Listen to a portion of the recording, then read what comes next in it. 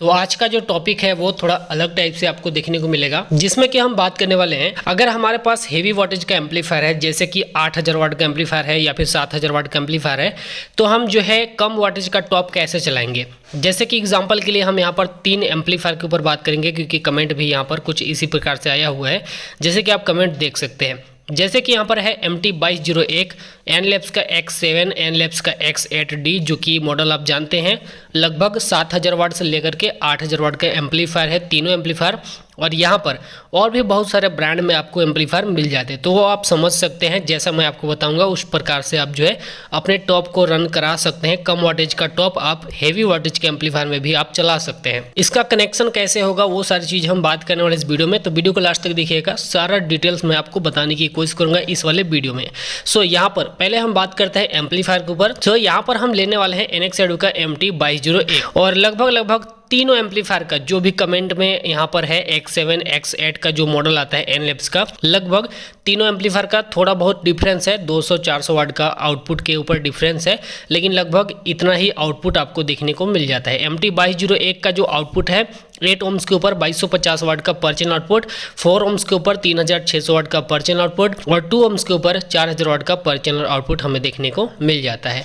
अब हमें समझना ये है कि हमें ओम्स जो 8 ओम्स, 4 ओम्स और 2 ओम्स में जो हमारा आउटपुट होता है वो हमें देखना है, प्लस हमारा जो टॉप है उसका ओम्स हमें मैचिंग करना है, प्लस इसका लोड मैचिंग करना है। 19-20 हो सकता है, मतलब 200-300 वाट का 19-20 आप कर सकते हैं, मतलब कम ज़्यादा कर सकते हैं। तो यहाँ पर जैसे कि अगर हमारे पास टॉप है तो पहले तो हमें ये देखना होगा कि हमारा हेवी वोल्टेज का एम्पलीफायर अगर है तो हमारा एम्पलीफायर का 8 ओम्स के ऊपर आउटपुट कितना है। मतलब कि जैसे कि MT2201 हमने लिया है, इसका आउटपुट 8 ओम्स के ऊपर 2250 वाट का पर चैनल आउटपुट हमें देखने को मिल जाता है। तो इस वाले एम्पलीफायर में हम यहाँ पर 2 टॉप एक चैनल में अगर चलाते हैं तो हमें 1100 वाट प्लस 1100 वाट, मतलब 2 टॉप सीरीज कनेक्शन में हमें 8 ओम्स के ऊपर यहाँ पर कनेक्शन करना होगा, जिससे कि हम इस प्रकार से जो है हम 4 टॉप चला सकते हैं। 2 टॉप एक चैनल में, 2 टॉप दूसरे चैनल में। इसका कनेक्शन कैसे रहेगा वो हम थोड़ा डिटेल में बात कर लेते हैं।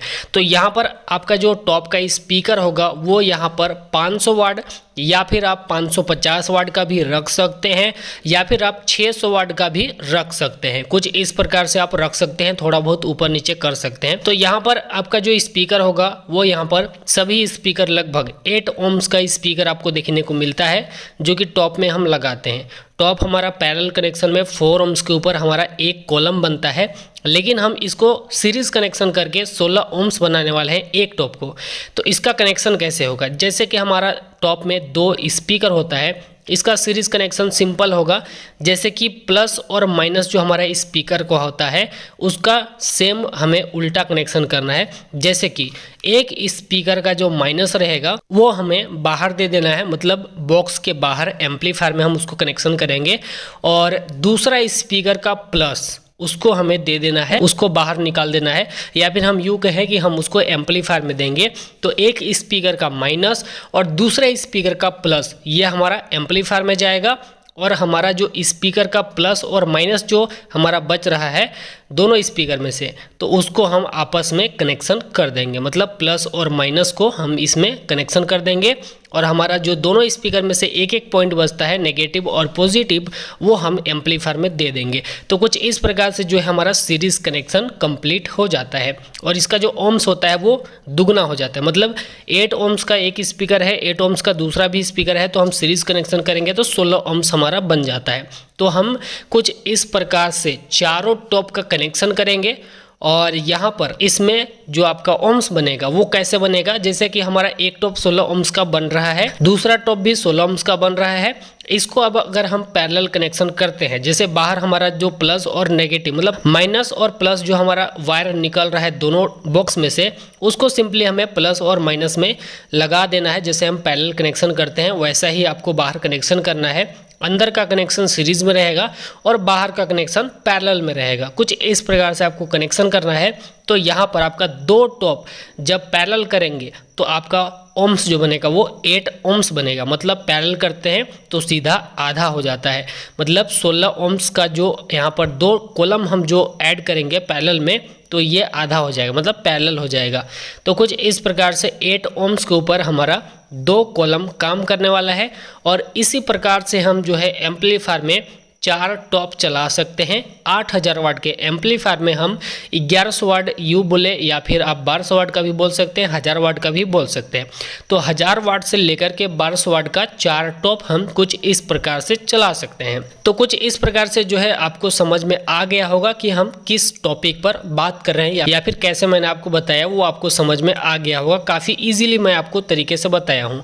अब हम बात कर लेते हैं कमेंट में, और एक क्वेश्चन और था कमेंट में जो कि उसमें था बेस कम वाटेज का हम कैसे चलाएंगे। मान लेते हैं हमारे पास स्पीकर कम वाटेज का है, मतलब कि एम्पलीफायर के हिसाब से कम वाट का है। जैसे कि हमारे पास जो स्पीकर है वो 8 ohms का स्पीकर होता है। इसका जो कनेक्शन होता है हमारा सिंपल होता है, सीरीज कनेक्शन इसको नहीं करेंगे हम। बेस को हम पैरेलल कनेक्शन ही करेंगे। तो यहाँ पर जैसे कि मान लेते हैं हमारे पास स्पीकर 4 स्पीकर है, हमें 4 स्पीकर चलाना है। पहले तो हम 2 स्पीकर से बात करते हैं।